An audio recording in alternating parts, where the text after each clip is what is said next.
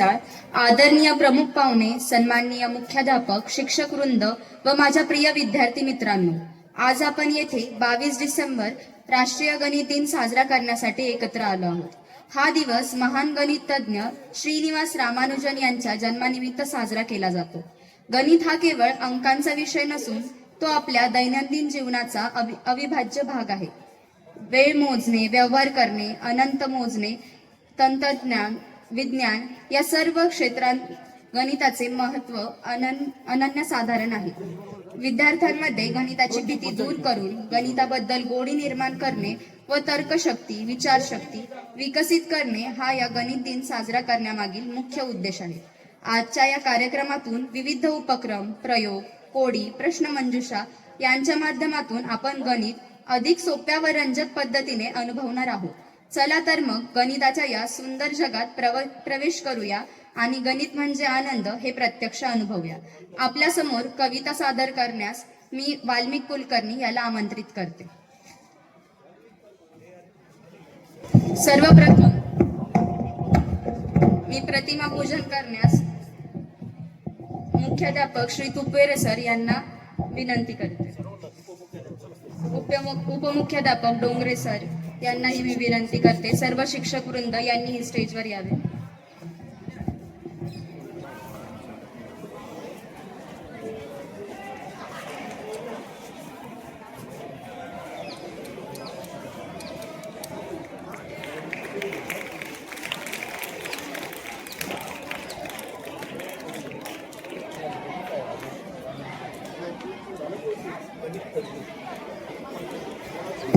गणित तज्ञ श्रीनिवास रामानुजन यांच्या प्रतिमेचे पूजन येथे होत आहे.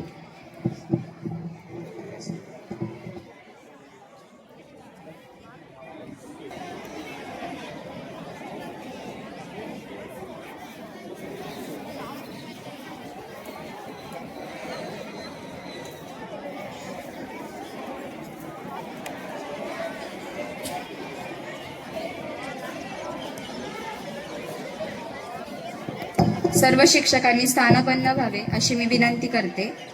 त्यानंतर आपल्या समोर कविता सादर करण्यास मी वाल्मिक कुलकर्णी याला आमंत्रित करते.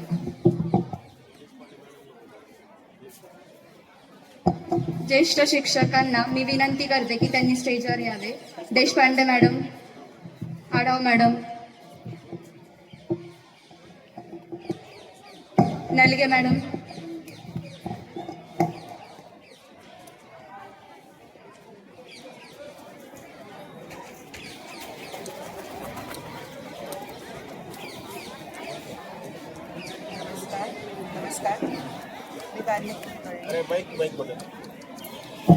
नमस्कार, मी वाल्मिक गणेश कुलकर्णी. आज 22 डिसेंबर गणित दिनानिमित्त आपणासमोर एक कविता सादर करत आहे. अंकांची दुनिया सुंदर भारी, शून्यापासून अनंताची तयारी. बेरीज वजाबाकी खेळ खेळू, गणित शिकत आनंद घेऊ. त्रिकोण चौकोन वर्तुळ सारे, आकारात दडले गूढ अपारे. गुणाकार शिकवतो संयम नीट, भागाकार देतो वाटा नीट. घड्याळ मोजमाप नफा तोटा, घड्याळ मोजमाप नफा तोटा. गणिताशिवाय चालत नाही कुठे वाटा. विज्ञान तंत्रज्ञान याचा पाया, गणितामुळे जग उजळाया. चूक झाली तरी घाबरू नको, प्रश्न सोडवताना थांबू नको. गणित म्हणजे भीती नाही, ते आहेत मित्र, शत्रू नाही. धन्यवाद.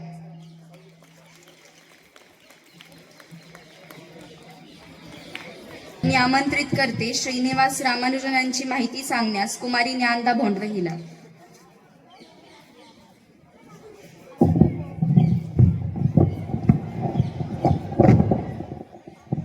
नमस्कार. आज दिनांक 22 डिसेंबर म्हणजे श्रीनिवास रामानुजन यांची जयंती. श्रीनिवास रामानुजन हे महान गणितज्ञ होऊन गेले. भारतात त्यांची जयंती ही गणित दिवस म्हणून साजरी केली जाते. दिवसभर आपल्या दिवसाची सुरुवात ही गणितापासूनच होते. दिवसाची सुरुवात ते दिवसाचा शेवट आपला गणितच आपलं आयुष्य सोपं करून जातं. 5वी 6वीत असताना आपण पहिली दुसरीत असताना आपण अंकांची ओळख शिकलो ते 10वी पर्यंत, आणि पूर्ण आयुष्यभर गणितच आपल्या सोबत असते. श्रीनिवास रामानुजन यांचा गणित या विषयात अत्यंत मोठा वाटा होता. The man who knew infinity अशी त्यांची ओळख होती. त्यांनी अनंताचा शोध लावला. नंबर हे अनंत असतात हे त्यांनी जगाला दाखवून दिले. शून्याचा शोध लावणारे आर्यभट्ट यांचाही गणित या विषयात मोठा वाटा होता. आपल्या देशाला अनेक महान गणितज्ञ शास्त्रज्ञ यांचा वाटा लाभलेला आहे. असा आपला देश हा गणितज्ञ शास्त्रज्ञ यांनी समृद्ध आहे. म्हणून आपणही गणित विषयाला न घाबरता त्यातली रुची वाढवावी, त्यातला आनंद घेत शिक्षण घ्यावं, हेच गणित दिवस साजरा करण्यामागचं उद्दिष्ट. बरेच विद्यार्थी गणिताला घाबरून असतात. अंकांची त्यांना भीती वाटते. पण गणित हा विषय अजिबात अवघड नसून तो जर आपण आनंदाने स्वीकारला, त्यात मन लावून अभ्यास केला तर आपल्यालाही तो विषय अगदी सोपा जाईल. हेच गणित दिवस साजरा करण्यामागचं मोठं उद्दिष्ट आहे. तर आपणही अंकांची ओळख त्यांच्याशी गंमतीने खेळत या विषयाचा अभ्यास करावा हीच सर्वांना विनंती. धन्यवाद. ज्ञानदा रामानुजनांचा हा वारसा जगाला दिला ज्ञानाचा प्रकाश. मेहनत बुद्धी चिकाटी खरी, गणित शिकवते वाटचाल खरी. त्यानंतर प्रश्नमंजुषा घेण्यास येत आहे कुमारी सायली हजारे व मेघना नहार.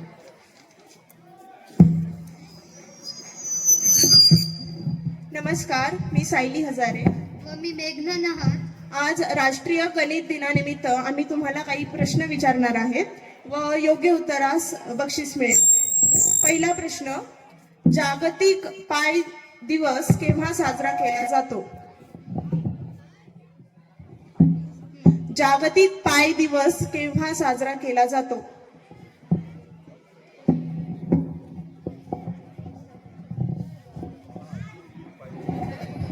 माहिती कोणाला? हा, राजेश्वरी. चूक.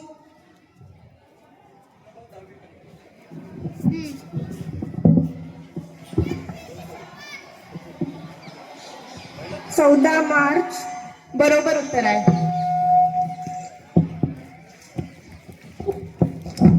दुसरा प्रश्न, the man who knew infinity असे कोणाला म्हटले जाते? रामानुजन. कुणी उत्तर दिलं? बक्षीस घेणार.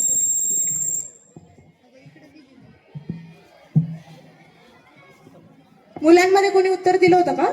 येई.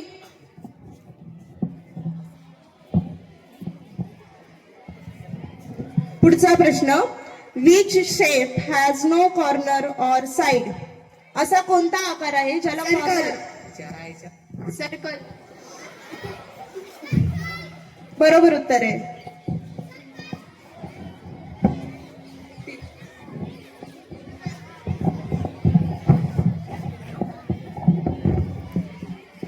चौथा प्रश्न, how many degree are there in full circle? जे पूर्ण वर्तुळाचे अंशात्मक माप किती असते? 360 डिग्री. कोणी उत्तर दिलं? ये.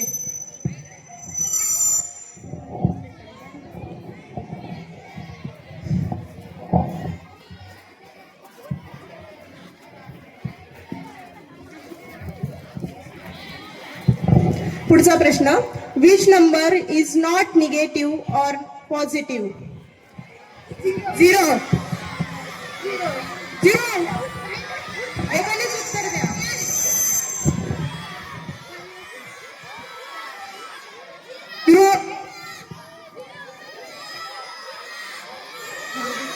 खाली बसा. ये 0.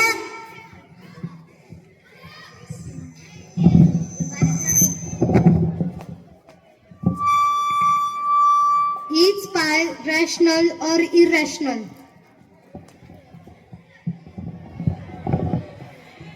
पुढचा प्रश्न आहे, इज पाय रॅशनल ऑर इरॅशनल? रॅशनल. चूक. इरॅशनल. बरोबर.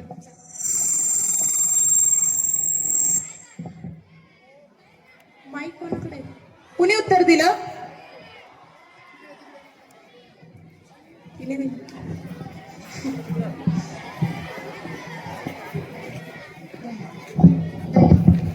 धन्यवाद.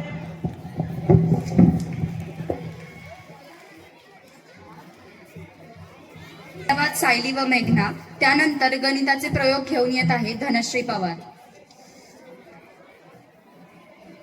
व्हॅल्यू काय येते काही काहींना कळत नाही की हे कसं पाठ करायचं, तर मग हे गमतीमधून किंवा मग असं खेळातून आपण एक गणित शिकवू शकतो. त्याच्यासाठी हे एक मॉडेल आहे.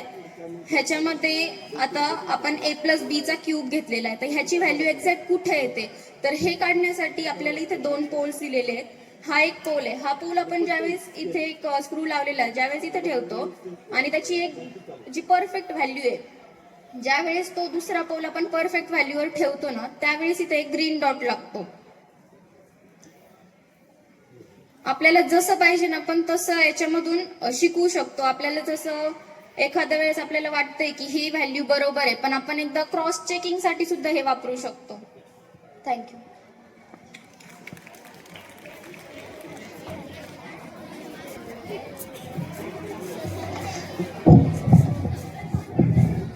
सर्वांनी प्रश्नाचे शांततेत उत्तर द्यावे. Who is father of mathematics?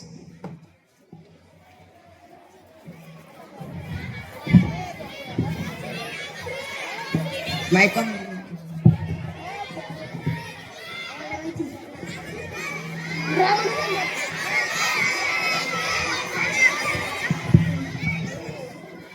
Ramanujan. चुकीचं उत्तर आहे.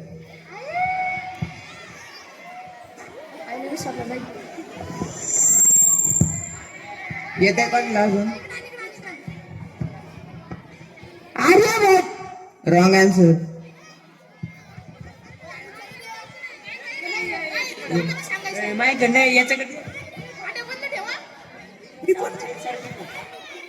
Wrong answer.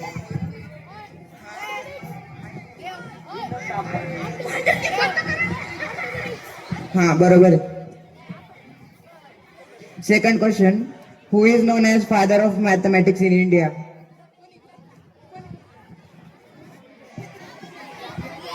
Ramanujan. Wrong answer.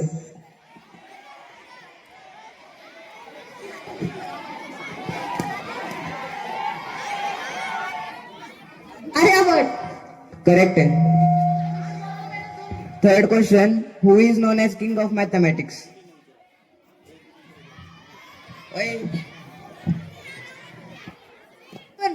Ramanujan. बरोबर. Srinivasa Ramanujan. Fourth question. What is the IQ of Ramanujan?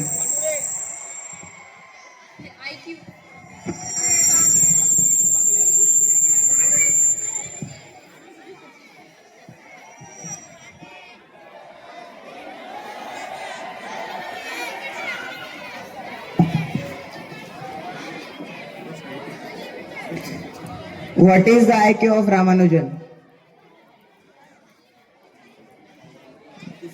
185. What is the Ramanujan's number?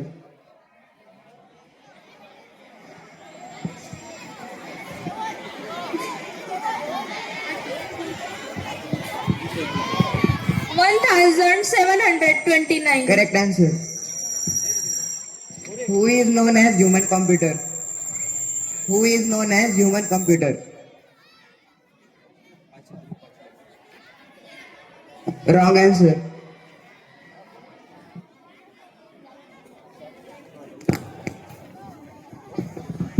Shakuntala Devi. Correct answer. When was the first time National Mathematics Day celebrated in India?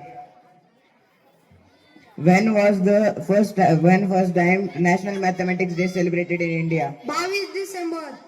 Wrong answer. Year सांगा. Year सांगायचंय.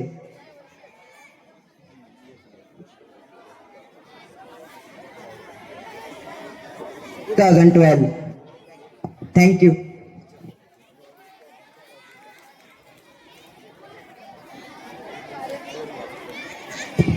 कार्यक्रम होऊन जातो पण मागे राहतात त्या भावना. याच भावनांचे प्रदर्शन करण्यासाठी आज या मंचावर मी आमंत्रित करते कार्तिकी सोनवणे हिला.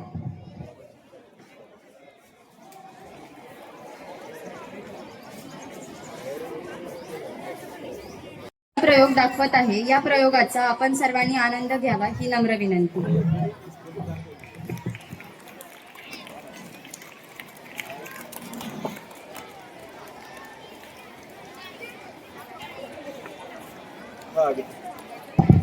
विद्यार्थी मित्रांनो, खरं तर पायचा उल्लेख झाल्यामुळे एक छोटीशी ऍक्टिव्हिटी आपण घेऊ की आपल्याकडे सर्वांकडे बॉटल आहेत सगळ्यांकडे, तर तिचा आपण डायमीटर आणि त्याचं सरकमफरन्स की ज्याला आपण परीघ आणि व्यास कुठल्याही बाटलीचं मोजूया आणि काही माहिती सांगत मी सहज एक ऍक्टिव्हिटी घ्यावं, मुलांनी करावी या उद्देशाने आपण तो एक भाग घेतो आहोत. एक 2 मिनिट सरकम त्याची माप देतात आपण मला डायमीटर आणि ते आणि किती भाग करायचे 2-3 जणांना आपण सांगू. ठीक आहे सर, तोपर्यंत एक काही पूर्वतयारी करता आहेत आणि 1-2 मुलांनी पायची किंमत प्रत्यक्षात आपण पडताळून बघूया गणित दिनानिमित्त.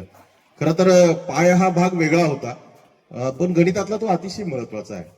आज श्रीनिवास रामानुजन यांची जयंती हा राष्ट्रीय गणित दिन म्हणून साजरा केला जातो. त्याचं कारण असं घडलं, 2012 साली एक अधिवेशन होतं आणि स्वतः पंतप्रधान डॉक्टर मनमोहन सिंग मद्रासमध्ये उपस्थित होते आणि श्रीनिवास रामानुजन कोणत्या राज्यात जन्मलं झालाय, कोणत्या राज्याचे आहेत?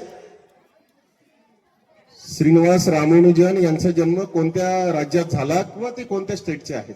यस,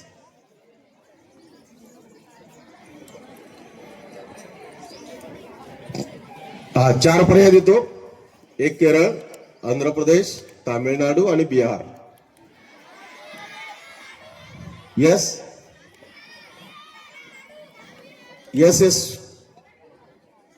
कोणतं स्टेट, कोणतं राज्य?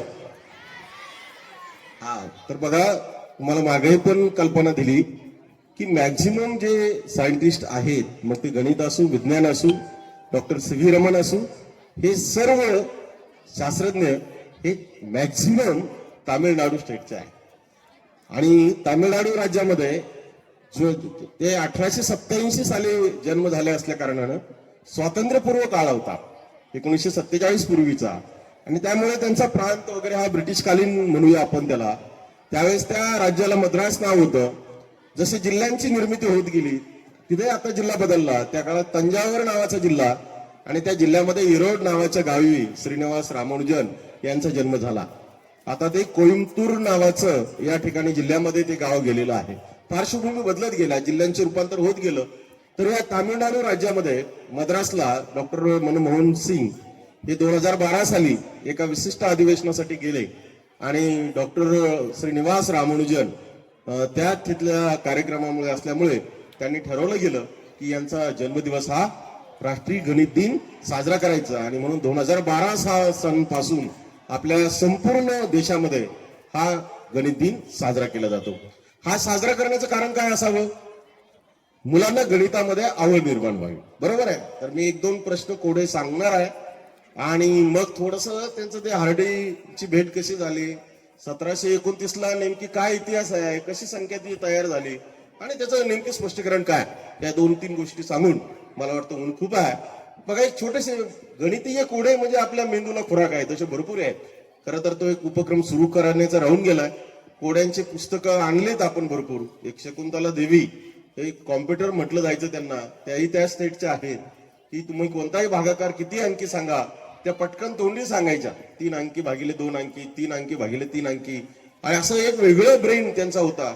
आणि त्यांनी अनेक कोडे त्यांच्या नावाने, एक शकुंतला देवी नावाचं नियतकालिक गणितामध्ये येतंय आणि त्याचे कोडे, त्याच्यामध्ये सुंदर असे कोडे की फार विचार करायला लावलेले असतात.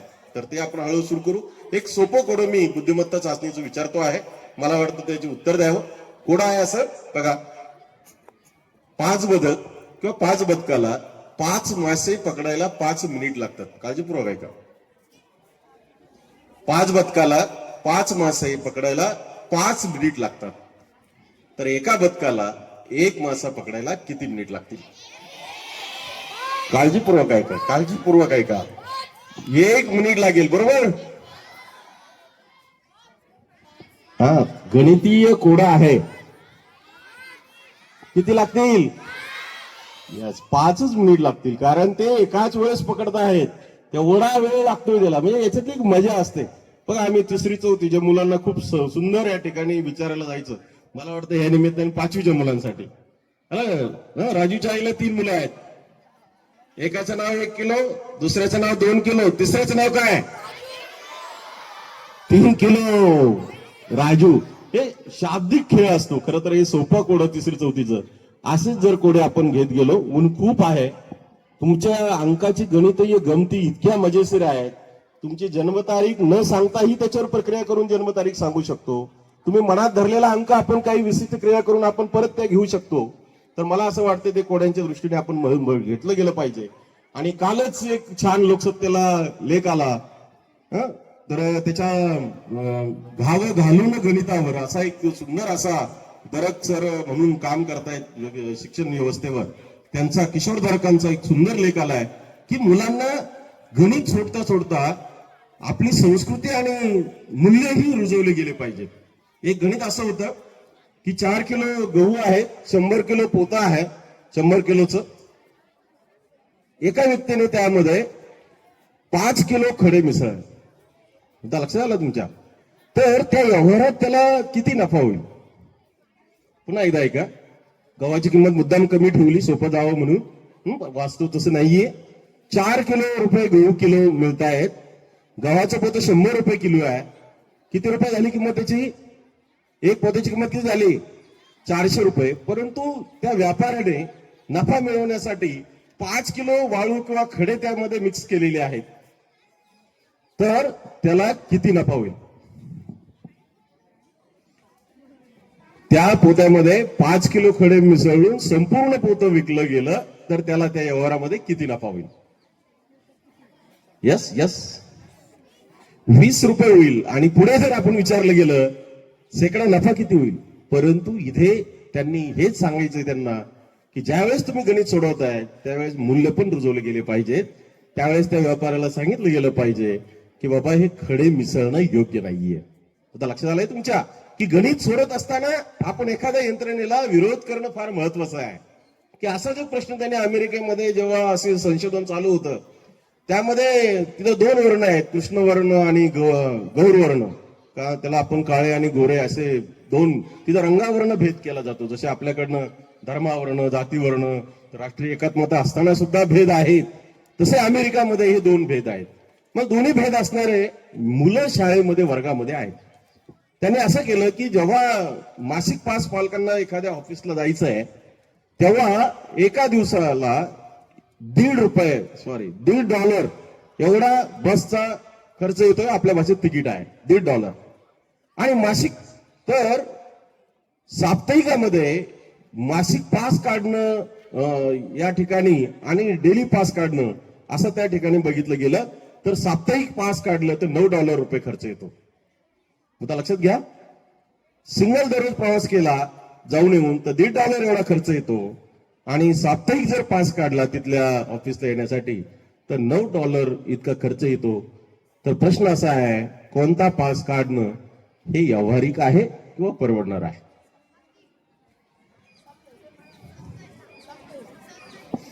की कोणता? साप्ताहिक. तिथेही प्रत्येकाने उत्तर वेगवेगळे दिले.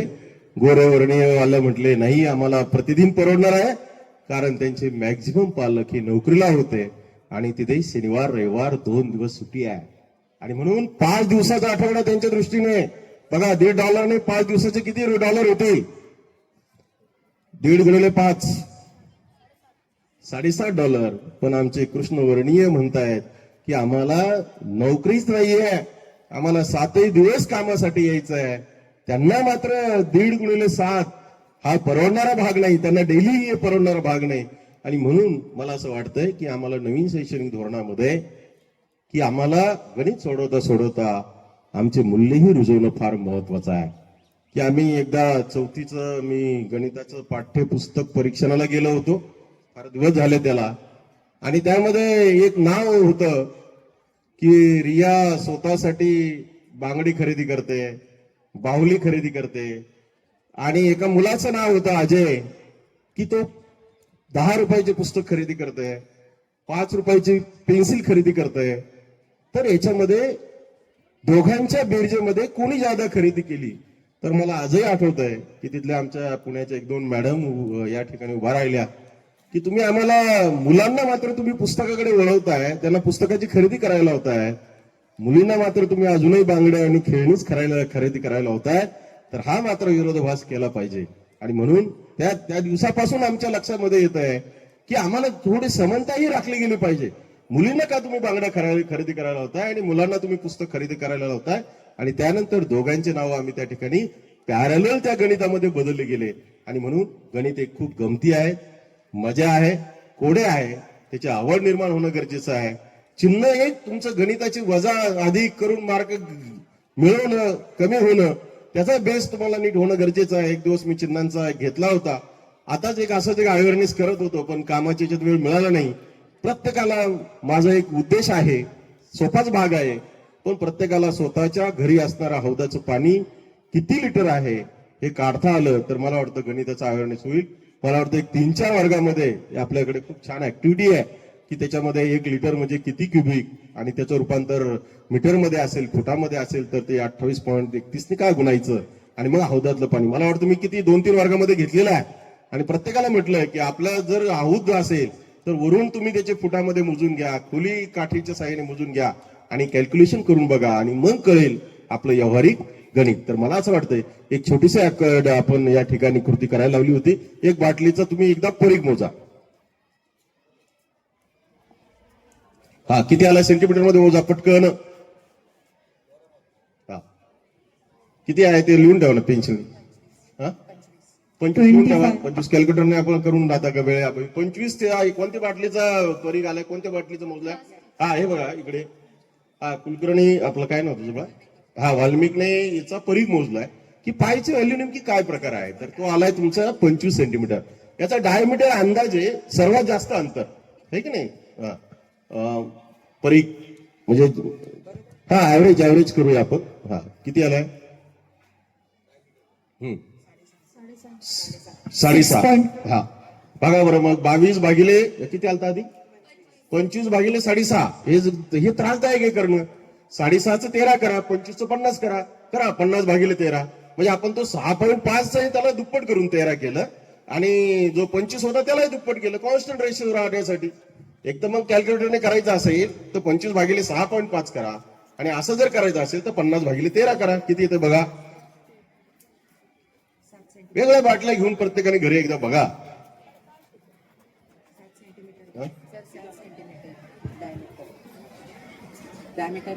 7 आहे का? मग किती आलंय?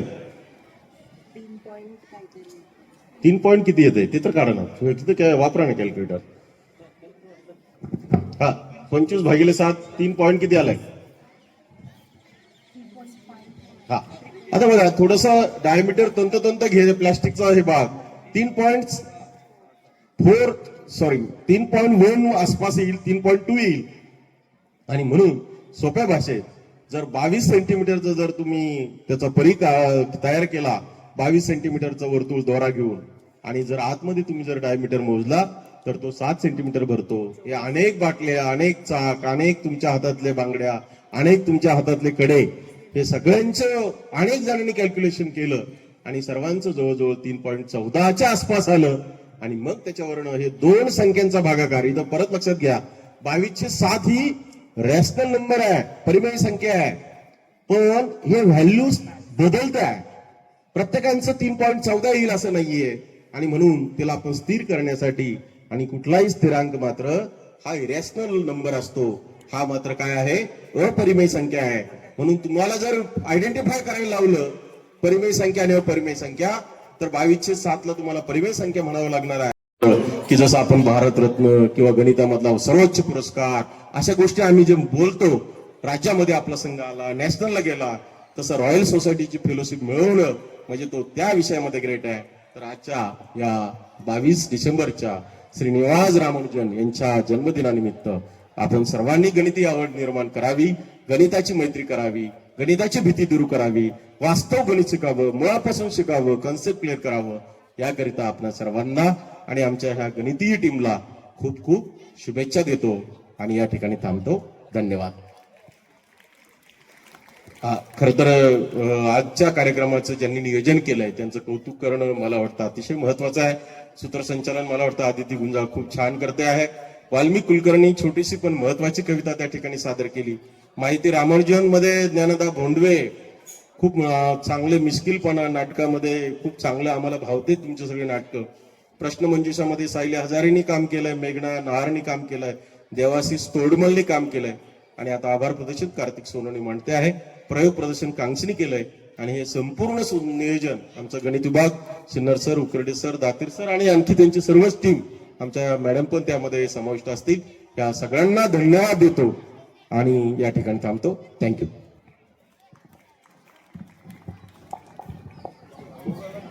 यानंतर मी विद्यालयाच्या संस्कृत अध्यापिका श्री देशपांडे मॅडम यांना आमंत्रित करते की त्यांनी आपले मनोगत व्यक्त करावे.